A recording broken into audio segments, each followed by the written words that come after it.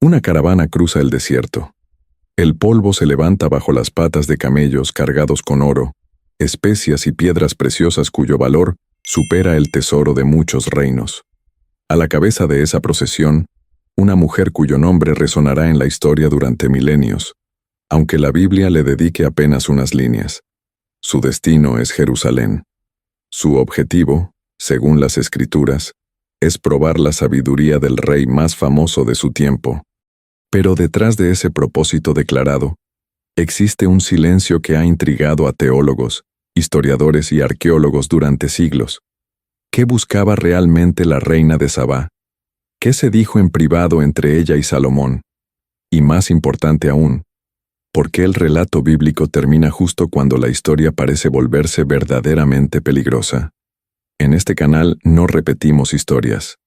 Abrimos archivos, leemos el texto con atención y miramos donde la Biblia guarda silencio. El encuentro entre la reina de Sabá y el rey Salomón es uno de los episodios más célebres del Antiguo Testamento, pero también uno de los más enigmáticos.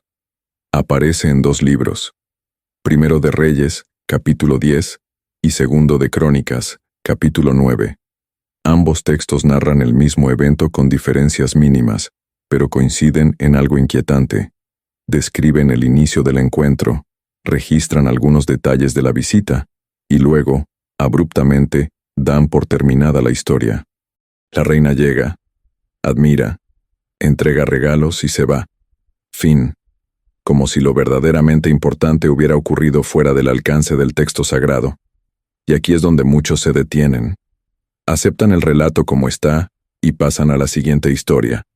Pero este canal existe precisamente para quienes no se conforman con eso, para quienes entienden que el silencio de las Escrituras no siempre es casual, sino a menudo deliberado. Porque cuando un encuentro de magnitud política, económica y diplomática de esa envergadura recibe un tratamiento tan breve, algo más está ocurriendo bajo la superficie. Estamos en el siglo X a.C. Jerusalén se ha convertido en el centro de un imperio próspero, bajo el reinado de Salomón, hijo de David. El templo ha sido construido. Las rutas comerciales están aseguradas. La fama del rey por su sabiduría, riqueza y conexión con Dios se ha extendido más allá de las fronteras de Israel, llegando hasta reinos remotos que muchos israelitas jamás conocerán. Y desde uno de esos lugares lejanos, situado probablemente en la región que hoy conocemos como Yemen o el noreste de Etiopía, parte una comitiva real con un único objetivo declarado: verificar si los rumores sobre Salomón son ciertos. Pero detengámonos aquí. Una reina no atraviesa miles de kilómetros de desierto hostil, arriesgando caravanas, recursos y prestigio, solo para resolver una curiosidad intelectual. Las dinastías antiguas no funcionaban así. Cada movimiento político tenía múltiples capas de significado.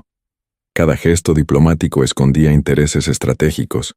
Y sin embargo, el texto bíblico presenta la visita casi como un capricho. Ella oyó hablar de la fama de Salomón y decidió ir a verlo.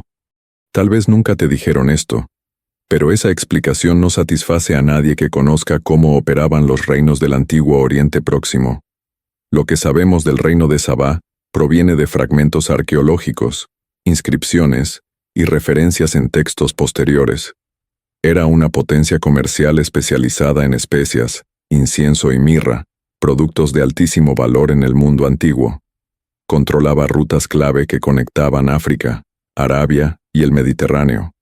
No era un reino menor ni una curiosidad exótica. Era una fuerza económica, con capacidad de influir en el equilibrio de poder regional. Entonces, ¿por qué una gobernante de semejante reino viajaría personalmente a Jerusalén? Aquí el texto bíblico ofrece una respuesta, pero también una evasión. Según Primero de Reyes 10, versículo 1, ella vino para probarle con preguntas difíciles. La palabra hebrea utilizada allí es hidot, que puede traducirse como enigmas, acertijos o pruebas intelectuales. Salomón responde a todas sus preguntas, demuestra su sabiduría, y la reina queda impresionada. Hasta ahí, el relato es coherente, pero luego viene el vacío. Porque lo que ocurrió después de esas preguntas, las conversaciones que tuvieron lugar lejos de los escribas, los acuerdos que pudieron sellarse en privado, todo eso permanece fuera del registro bíblico. Y aquí todo cambia, porque tradiciones posteriores, tanto judías como cristianas e islámicas, intentaron llenar ese vacío, y lo hicieron de formas que sugieren que algo mucho más complejo estaba en juego. En el Kebra Nagast, texto etíope del siglo XIV que recopila tradiciones mucho más antiguas, la historia toma un giro dramático. La reina de Sabá no solo visita a Salomón, sino que tiene un hijo con él, Menelik, quien se convertiría en el fundador de la dinastía etíope. En el Targum Sheni, un comentario judío medieval al libro de Esther, la visita incluye pruebas de ingenio, demostraciones de poder y hasta confrontaciones teológicas.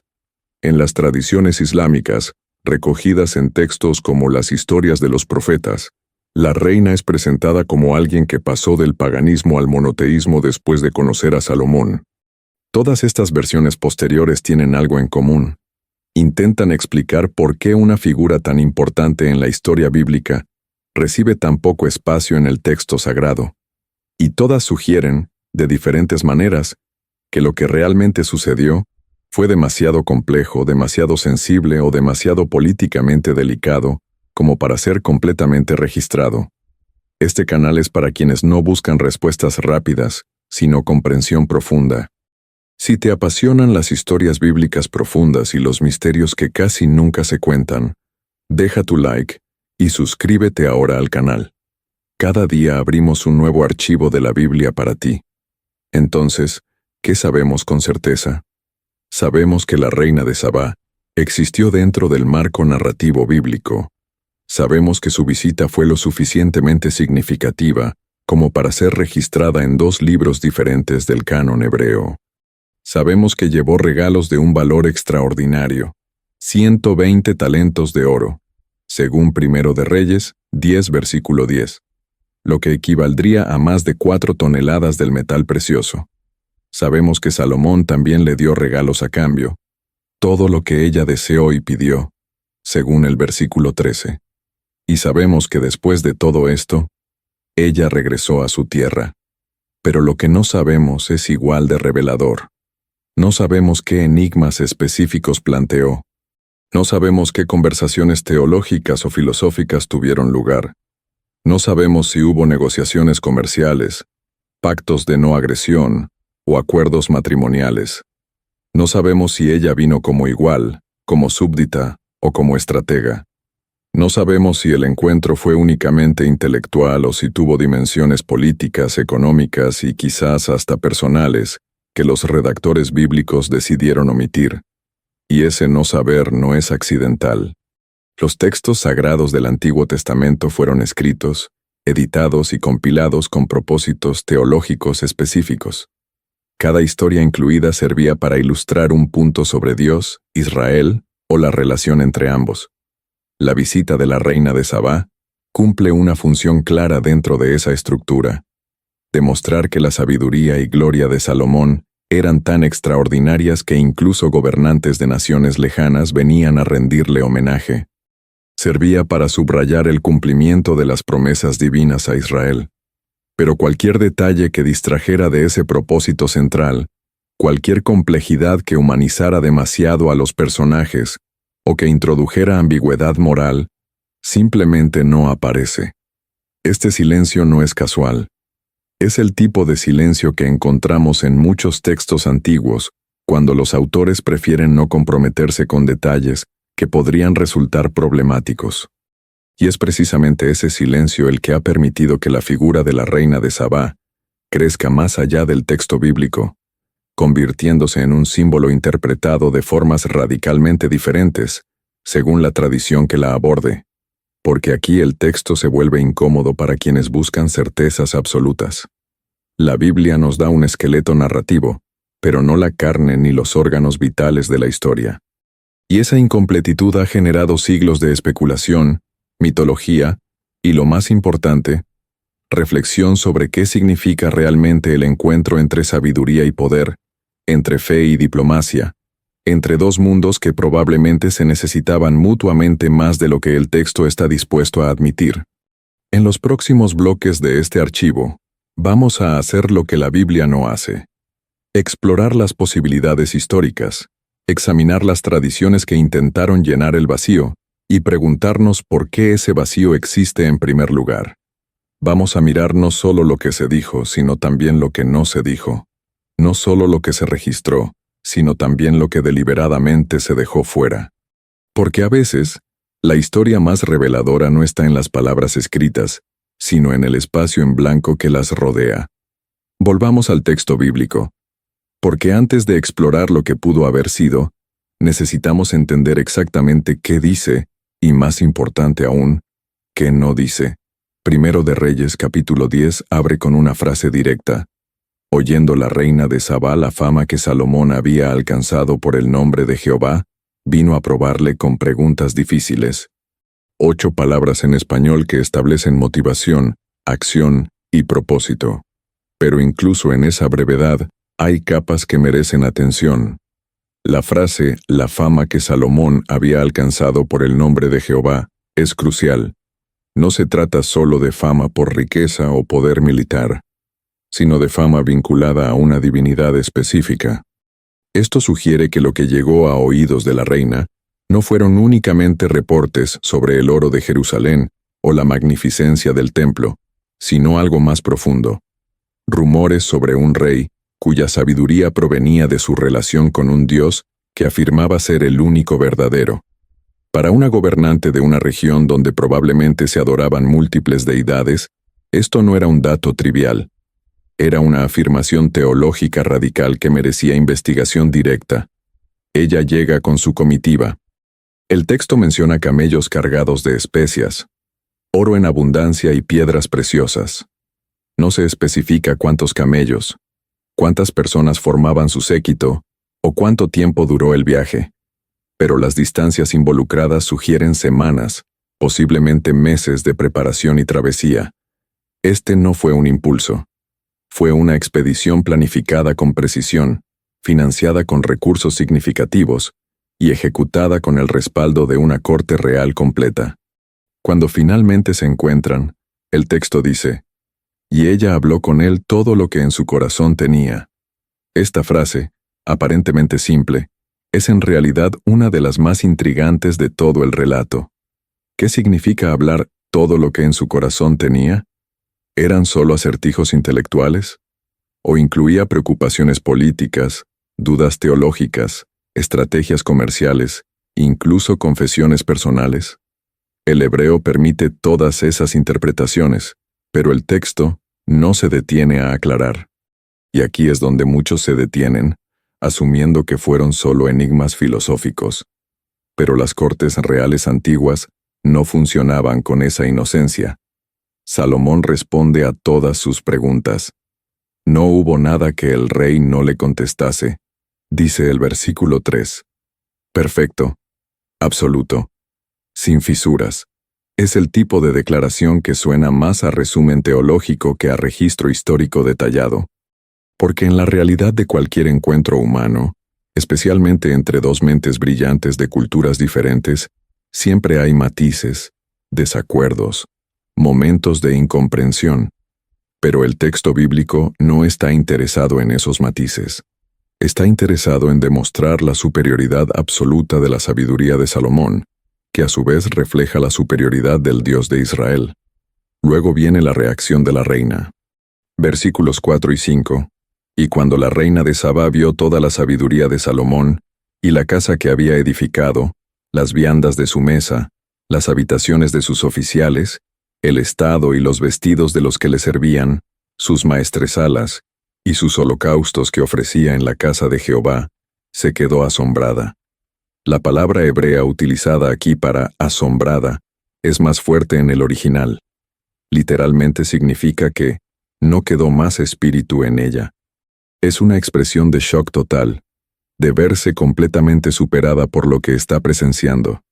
Y aquí, todo cambia. Porque lo que ella ve no es solo riqueza material. La lista incluye elementos muy específicos: la organización de la corte, la eficiencia administrativa, los rituales religiosos. Está evaluando un sistema completo de gobierno. No es una turista impresionada por monumentos.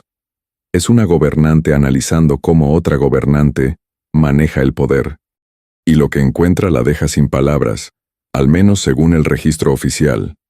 Ella pronuncia entonces un discurso que ocupa los versículos 6 al 9. Reconoce que los rumores sobre Salomón eran ciertos, incluso insuficientes. Bendice a Jehová, el Dios de Israel, por haber puesto a Salomón en el trono. Afirma que Salomón fue elegido rey para que hiciese juicio y justicia. Es un discurso perfectamente calibrado para halagar al anfitrión, mientras reconoce la superioridad de su sistema teológico-político. Pero tal vez nunca te dijeron esto. Es también exactamente el tipo de discurso que cualquier diplomático hábil pronunciaría en presencia de un rey poderoso, independientemente de sus creencias privadas. ¿Estaba siendo sincera?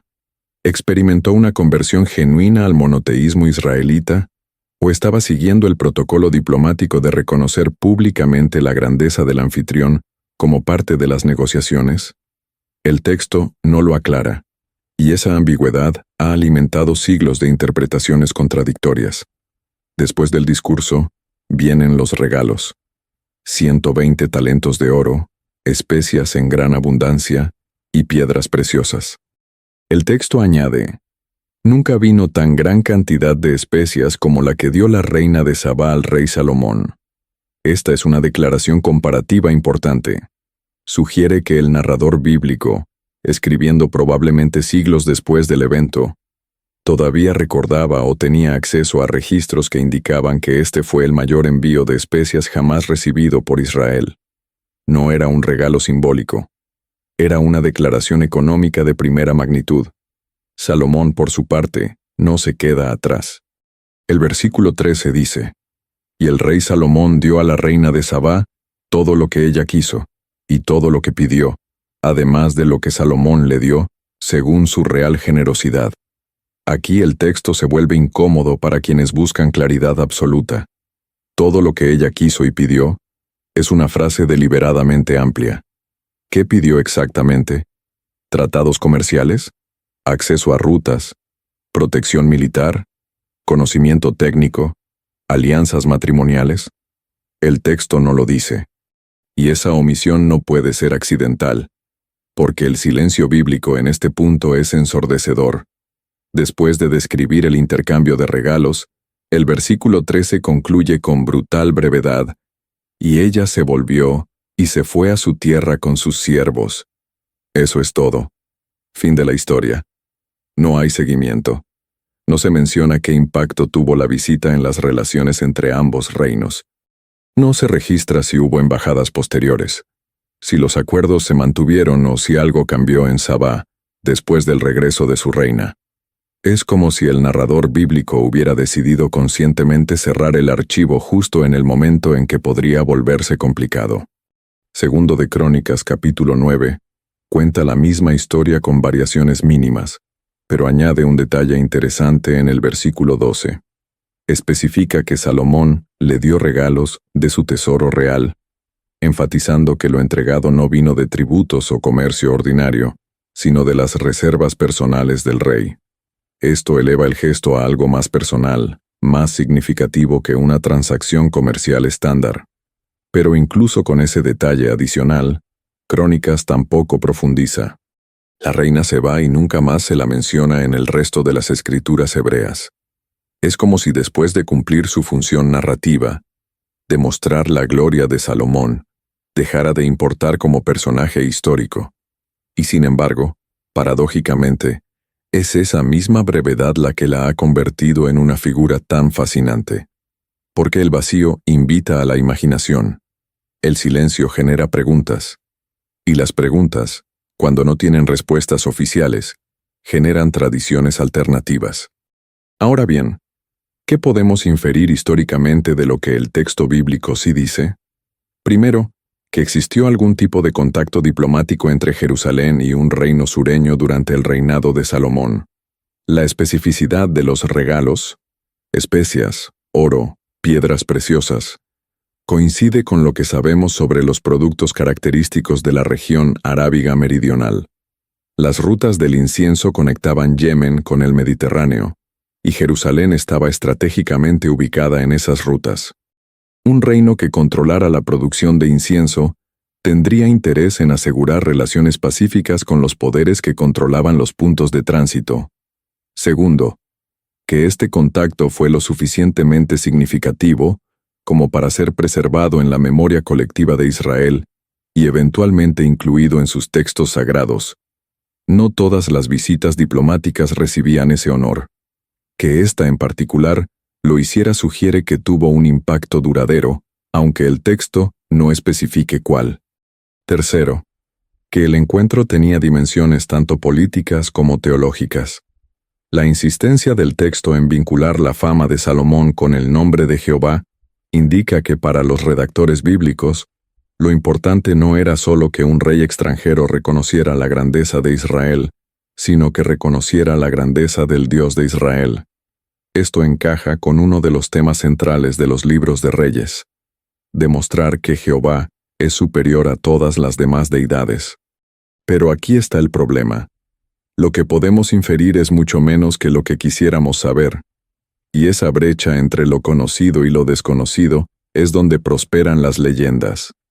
Es donde las tradiciones posteriores encontraron espacio para expandir, reinterpretar y en algunos casos reinventar completamente la historia. ¿Por qué la Biblia guarda silencio sobre aspectos tan cruciales del encuentro?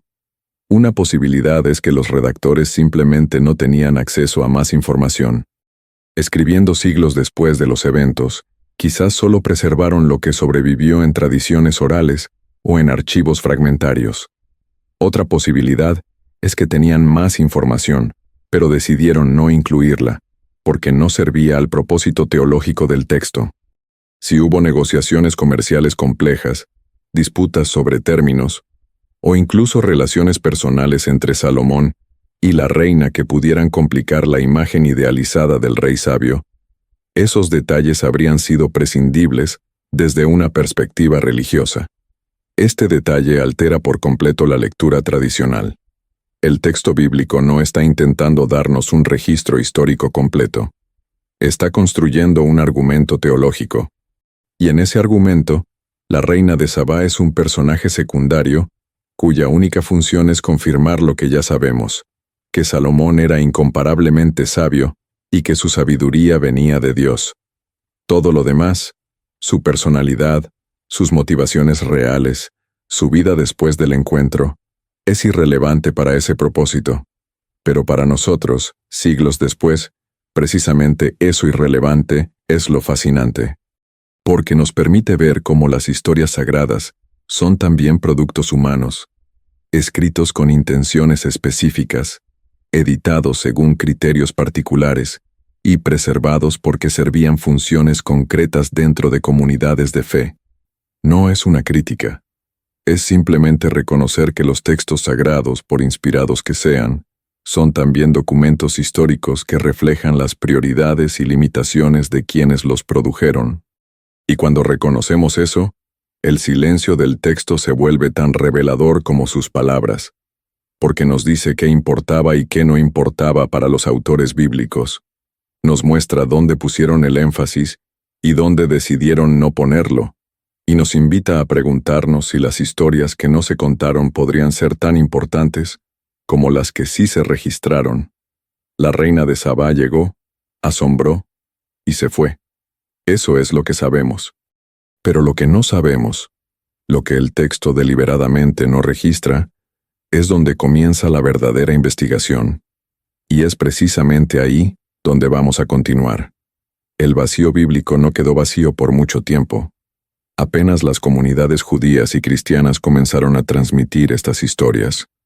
Surgieron intentos de llenar los espacios en blanco, de responder las preguntas que el texto sagrado dejó abiertas.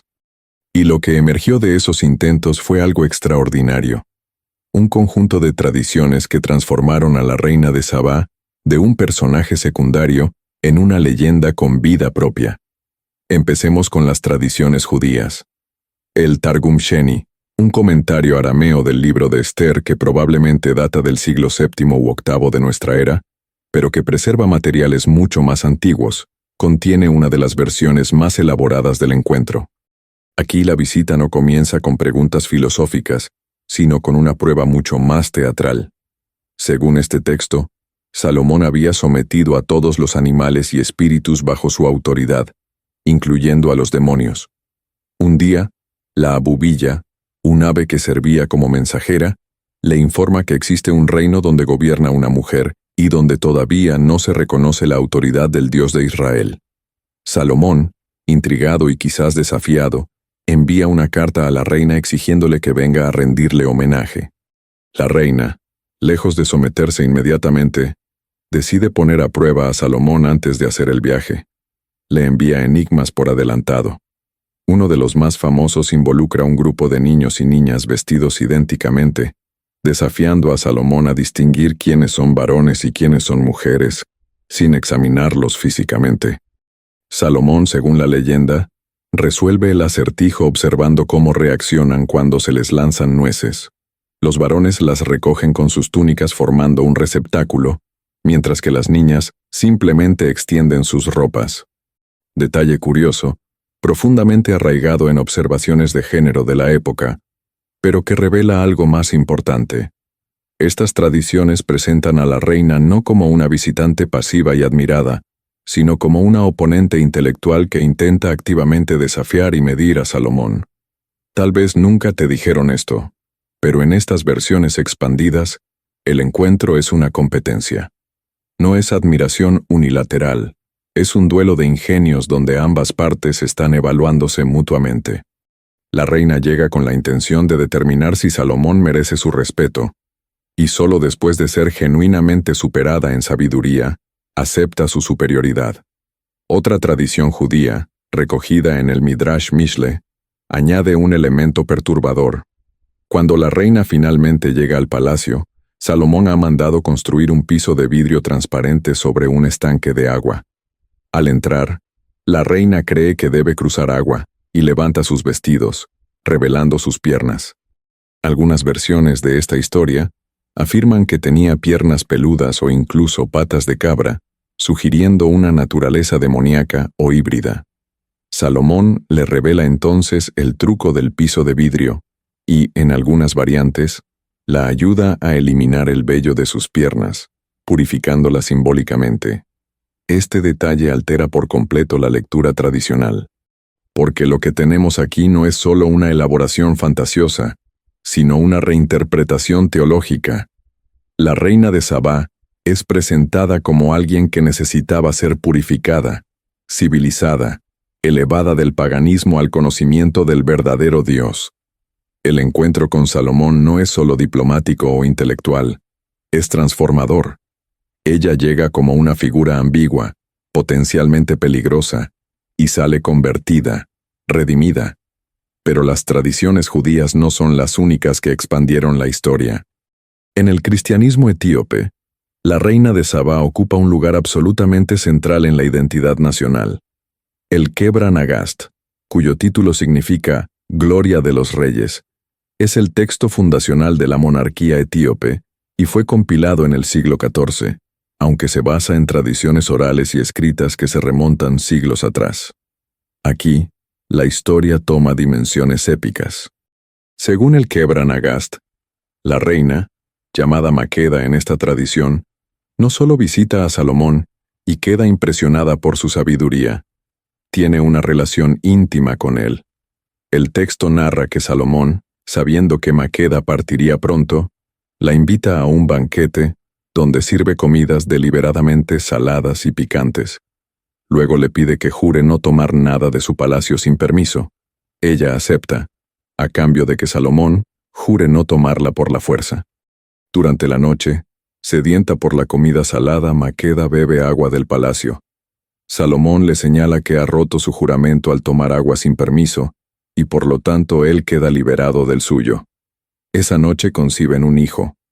Aquí el texto se vuelve incómodo para quienes prefieren versiones más piadosas, porque lo que el Kebra Nagast describe es, en el mejor de los casos, una seducción por engaño, y en el peor, una coerción apenas disfrazada de astucia. Salomón utiliza su ingenio no para iluminar espiritualmente a la reina, sino para poseerla físicamente. Y sin embargo, de esa unión nace Menelik, quien se convertiría en el primer emperador de Etiopía y en el fundador de una dinastía que afirmaba descender directamente del rey Salomón y por lo tanto de la línea de David. Menelik, según el Kebra Nagast, viaja a Jerusalén cuando es adulto, conoce a su padre, y al regresar a Etiopía, lleva consigo el Arca de la Alianza, que según esta tradición permanece hasta hoy en la ciudad etíope de Aksum. Esta afirmación no solo vincula a Etiopía con Israel, sino que la posiciona como la verdadera heredera de la promesa davídica. No es una elaboración menor, es la base teológica de toda una nación. Y aquí todo cambia otra vez. Porque lo que comenzó como una breve visita diplomática en el texto bíblico, se ha transformado, en la tradición etíope, en el evento fundacional de un reino, en la justificación de una dinastía, y en la explicación de por qué Etiopía se considera a sí misma como parte integral de la historia de salvación bíblica. La reina de Sabá no es un personaje menor en esta versión, es la madre de la nación. Las tradiciones islámicas ofrecen otra perspectiva completamente diferente. En el Corán, la historia aparece en la Sura 27, pero aquí la reina no tiene nombre propio, es simplemente identificada como la reina o aquella que gobernaba. La narrativa coránica enfatiza su conversión del paganismo al monoteísmo. Salomón, presentado como profeta y no solo como rey, la confronta con la superioridad del Dios único. La reina, al presenciar los milagros asociados con Salomón, incluyendo el control sobre genios y animales, reconoce su error y se somete a Alá junto con Salomón. Lo interesante es que el Corán no menciona ninguna relación íntima entre ellos. El encuentro es puramente espiritual y teológico. La reina es una pagana que ve la luz, literalmente, y acepta la verdad del monoteísmo. No hay seducción, no hay hijo, no hay dinastía fundada. El propósito de la historia dentro del texto coránico es demostrar que incluso los gobernantes poderosos deben someterse a Dios cuando se les presenta la verdad de manera inequívoca. Sin embargo, las tradiciones islámicas posteriores, especialmente las recogidas en textos como las Historias de los Profetas de Al-Kisai y Al-Talabi, añaden elementos ausentes en el Corán. Algunas versiones islámicas tardías sí mencionan una propuesta de matrimonio de Salomón a la reina, aunque ella la rechaza o la acepta, dependiendo de la variante. Otras tradiciones sugieren que Salomón la casó con uno de sus gobernadores regionales después de su conversión, asegurando así una alianza política permanente sin comprometer su propia posición. Lo fascinante es cómo cada tradición cultural y religiosa reinterpreta la historia según sus propias necesidades teológicas y políticas. Para el judaísmo rabínico, la reina de Sabá es una prueba de la sabiduría superior de Salomón, y por extensión, de Israel. Para el cristianismo etíope, es la madre fundadora que vincula a Etiopía con la promesa davídica.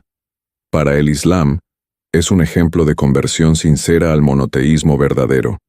3 tradiciones, 3 interpretaciones radicalmente diferentes, todas basadas en el mismo esqueleto narrativo bíblico.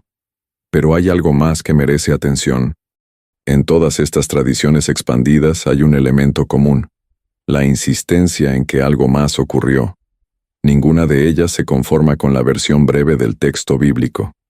Todas sienten la necesidad de explicar, de completar, de dar sentido a un encuentro que parece demasiado importante para haber sido tan escuetamente registrado. Y esa insistencia colectiva, esa necesidad compartida de llenar el vacío, sugiere que incluso en la antigüedad, los lectores percibían que la historia oficial estaba incompleta. Este silencio no es casual. Es el tipo de silencio que genera mitos, porque la mente humana aborrece los vacíos narrativos. Cuando una historia importante termina abruptamente, cuando personajes significativos desaparecen sin resolución, Las comunidades crean sus propias conclusiones, y lo hacen de maneras que reflejan sus propios valores, ansiedades y aspiraciones. Ahora bien, ¿podemos recuperar algo históricamente confiable de todas estas tradiciones posteriores? La respuesta honesta es, probablemente no en los detalles específicos. El Targum Sheni fue escrito más de 1000 años después de los eventos que supuestamente describe. El Kebra Nagast, casi 2000 años después. Estos textos no son reportes periodísticos, son elaboraciones teológicas que utilizan figuras históricas para transmitir verdades religiosas o validar afirmaciones políticas. Pero eso no significa que carezcan completamente de valor histórico. Lo que nos dicen es cómo diferentes comunidades entendieron y utilizaron la figura de la reina de Sabá a lo largo de los siglos. Nos muestran qué preguntas les parecían importantes, qué ambigüedades del texto bíblico les resultaban perturbadoras y qué tipo de resoluciones buscaban. En ese sentido, son ventanas no hacia el siglo X antes de Cristo, sino hacia los siglos en que fueron escritas y las comunidades que las preservaron. También revelan algo crucial sobre el poder de las narrativas incompletas. La reina de Sabá se convirtió en una figura legendaria precisamente porque el texto bíblico dejó tanto sin decir. Si hubiera un registro completo y detallado de su visita, con todas las conversaciones transcritas, todos los acuerdos especificados y todas las consecuencias documentadas, probablemente sería menos fascinante. Es el misterio lo que invita a la imaginación. Es el silencio lo que genera interpretación. Y aquí está el punto más importante. Todas estas tradiciones, por divergentes que sean, coinciden en un aspecto fundamental. Todas tratan a la reina de Sabá como alguien importante. No como una nota al pie en la historia de Salomón, sino como una figura significativa por derecho propio. Incluso cuando las tradiciones la subordinan a Salomón, haciéndola su amante, su conversa, su admiradora, le otorgan agencia, inteligencia y relevancia histórica. Ninguna la reduce a un mero ornamento o accidente de la narrativa. Eso en sí mismo es notable, porque en muchas historias antiguas, las mujeres que aparecen brevemente son olvidadas por completo. La reina de Sabá no solo no fue olvidada, fue amplificada, reinterpretada y convertida en símbolo de numerosas cosas. Sabiduría femenina, conversión religiosa, legitimidad dinástica, intercambio cultural. Su brevedad bíblica, lejos de borrarla, la inmortalizó.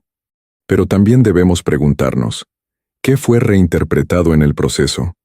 ¿Qué elementos de la historia original, si es que existieron, se perdieron en las sucesivas capas de elaboración? Si hubo acuerdos comerciales concretos, ¿quedaron oscurecidos por interpretaciones teológicas?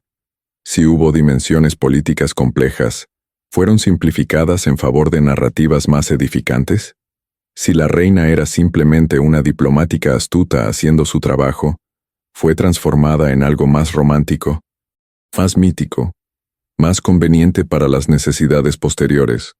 No podemos saberlo con certeza, pero podemos reconocer que cada generación reescribe las historias del pasado según sus propias preocupaciones, y la reina de Sabá, más que casi cualquier otra figura bíblica, ha sido reescrita constantemente, no porque fuera irrelevante, sino precisamente porque era lo suficientemente importante como para merecer actualización continua. Lo que sí podemos afirmar es esto. La mujer que viajó desde el sur hasta Jerusalén en el siglo X a.C., fuera quien fuera, hizo algo que resonó a través de milenios. Su encuentro con Salomón, cualquiera que haya sido su naturaleza real, dejó una marca tan profunda en la memoria colectiva que ninguna cantidad de tiempo o distancia cultural pudo borrarla. Y esa persistencia en sí misma es un testimonio de que algo extraordinario ocurrió, incluso si nunca sabremos exactamente qué fue. Entonces, después de recorrer el texto bíblico, examinar sus silencios y explorar las tradiciones que intentaron llenar esos vacíos, llegamos a la pregunta fundamental: ¿por qué la reina de Sabá sigue importando hoy? ¿Por qué una figura que aparece brevemente en un texto antiguo, cuya identidad real sigue siendo debatida, y cuya historia ha sido reescrita innumerables veces, continúa capturando la imaginación contemporánea? La respuesta tiene múltiples capas, como la historia misma. Primero, está el elemento de poder femenino en un contexto profundamente patriarcal. La reina de Sabá es una de las pocas mujeres en la Biblia hebrea que aparece ejerciendo autoridad política directa. No es esposa de un rey, ni madre de un profeta, ni víctima de una tragedia que ilustra un punto teológico. Es una gobernante por derecho propio, con recursos propios, que toma decisiones estratégicas independientes, viaja porque decide viajar, desafía porque considera que tiene derecho a desafiar, y regresa a su reino sin que el texto sugiera que perdió su posición o autoridad en el proceso. En una época donde las narrativas de mujeres poderosas eran escasas en los textos religiosos, la reina de Sabá representa una anomalía significativa, y esa anomalía la ha convertido en un símbolo para generaciones de mujeres que buscan modelos de liderazgo femenino en las escrituras. No importa que no sepamos su nombre real, ni los detalles de su reinado, ni siquiera si el encuentro ocurrió exactamente como está descrito. Lo que importa es que el texto preservó la imagen de una mujer que podía pararse frente al rey más sabio de su tiempo y tratarlo como igual intelectual.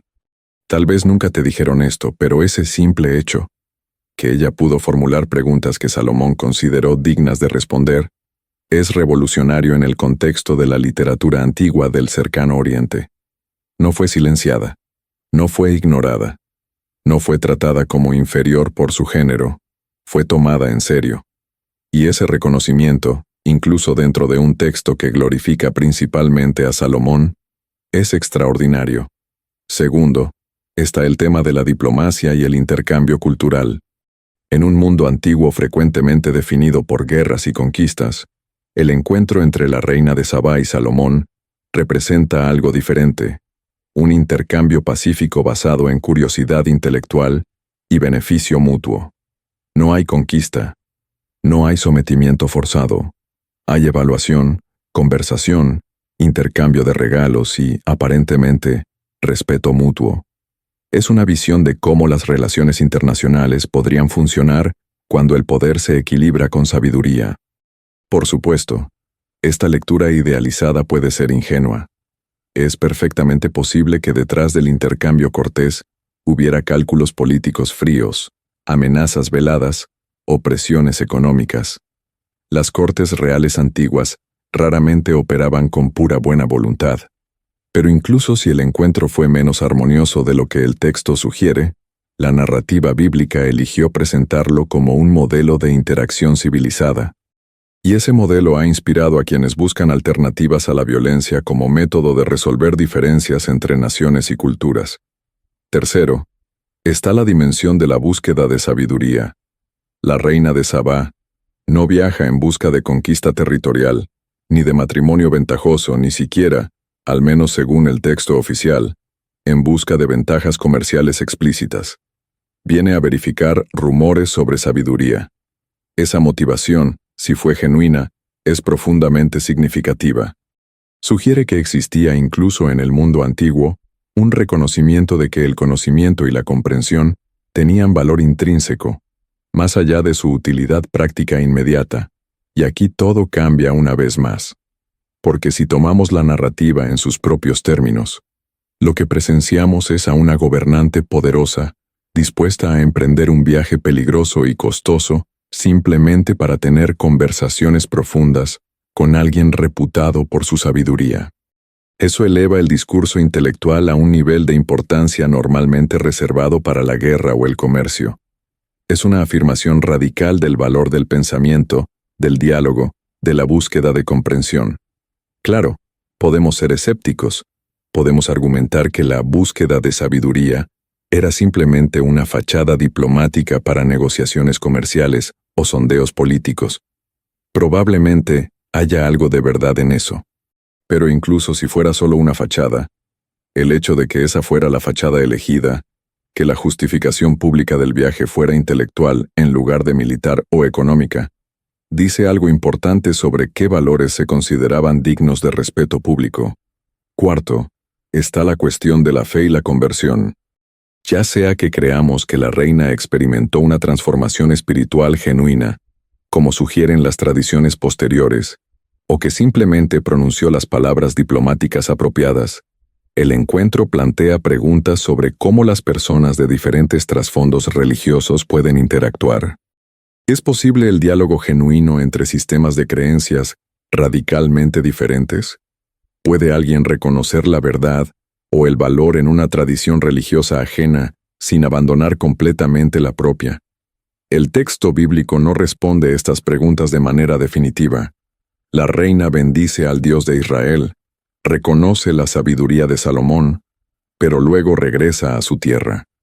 No sabemos si estableció el culto a Jehová en Sabá, si intentó sincretizar su religión anterior con nuevas comprensiones, o si simplemente continuó como antes. Esa ambigüedad ha permitido múltiples interpretaciones, desde la conversión completa hasta el respeto diplomático sin transformación real.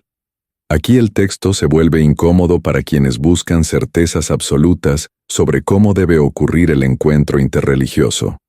No ofrece un modelo claro y único.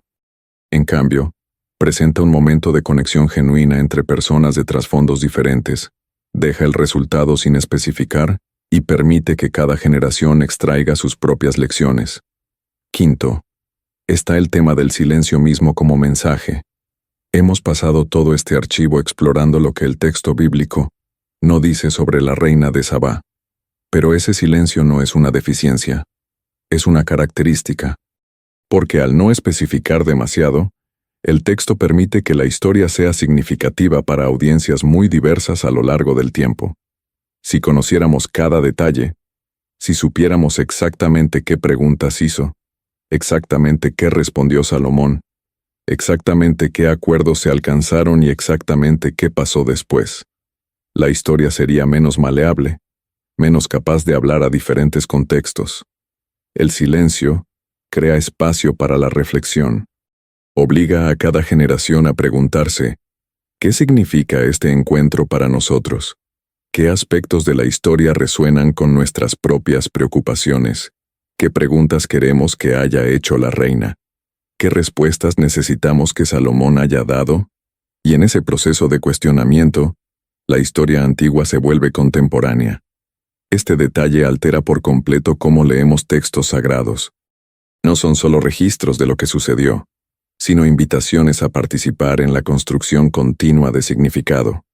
El silencio no es ausencia de información, es invitación al compromiso. Y la reina de Sabá, precisamente por ser tan brevemente descrita, se convierte en un lienzo sobre el cual cada generación pinta sus propias esperanzas, ansiedades y comprensiones. Sexto, está la dimensión del discernimiento. La reina no aceptó los rumores sobre Salomón sin verificación. Viajó para ver por sí misma, para hacer sus propias preguntas, para llegar a sus propias conclusiones. Esa negativa a aceptar la reputación sin investigación personal es un modelo de pensamiento crítico, y su eventual reconocimiento de la grandeza de Salomón, después de haberla verificado directamente, tiene más peso precisamente porque vino de alguien que había sido escéptico inicialmente. En una era de información instantánea y rumores virales, donde las reputaciones se construyen y destruyen en redes sociales sin verificación rigurosa, la imagen de una gobernante que invierte meses de viaje solo para verificar personalmente, antes de formar juicio, es casi subversiva.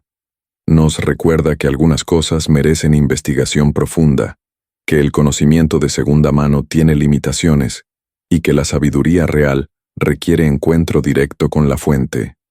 Y aquí está la paradoja final.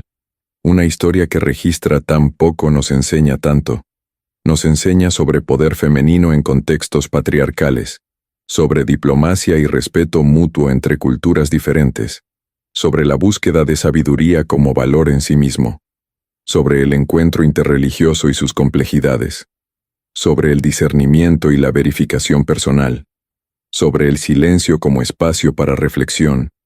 Todo eso de apenas unos versículos que en su mayor parte simplemente dicen, ella vino, vio, quedó impresionada y se fue. La lección más profunda de la reina de Sabá no está en lo que sabemos sobre ella, sino en cómo hemos respondido a lo que no sabemos. Las innumerables tradiciones, reinterpretaciones y elaboraciones que han surgido alrededor de su figura demuestran algo fundamental sobre la naturaleza humana. Necesitamos historias completas. Necesitamos narrativas con resolución. Necesitamos entender no solo qué pasó, sino por qué pasó y qué significó. Y cuando los textos que consideramos autoritativos no nos dan eso, lo creamos nosotros mismos. Eso no es necesariamente una falla.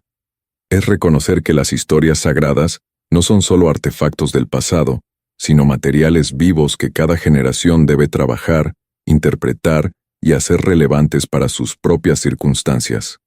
La reina de Sabá es diferente para la comunidad etíope, que traza su linaje real a través de ella, que para los exégetas islámicos que la ven como ejemplo de conversión, que para las feministas contemporáneas que la celebran como modelo de liderazgo femenino, que para los historiadores que debaten su existencia histórica real.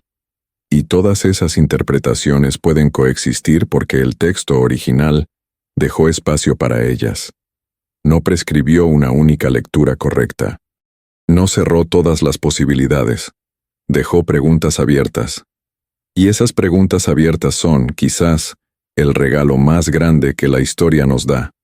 Cuando la caravana de la reina de Sabá desapareció en el horizonte, llevándose de vuelta los regalos de Salomón, y presumiblemente, nuevas comprensiones sobre el mundo, el texto bíblico cerró el archivo.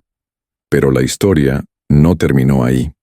Continuó en cada generación que la leyó y se preguntó, ¿qué más debe haber pasado? Continuó en cada tradición que añadió sus propias capas de significado.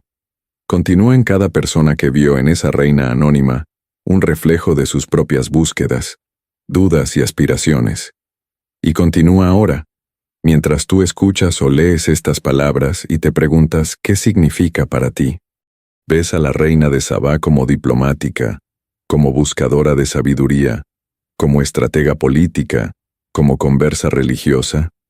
¿Crees que su encuentro con Salomón la cambió o simplemente confirmó lo que ya sabía?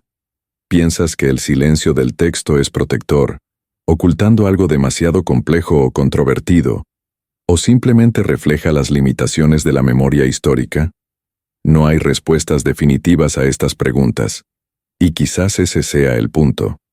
La reina de Sabá nos enseña que algunas de las historias más poderosas son aquellas que no pretenden tener todas las respuestas, que el misterio puede ser más instructivo que la certeza, que el silencio puede hablar más fuerte que las palabras, y que a veces, lo más importante que un texto antiguo puede hacer es invitarnos a pensar por nosotros mismos.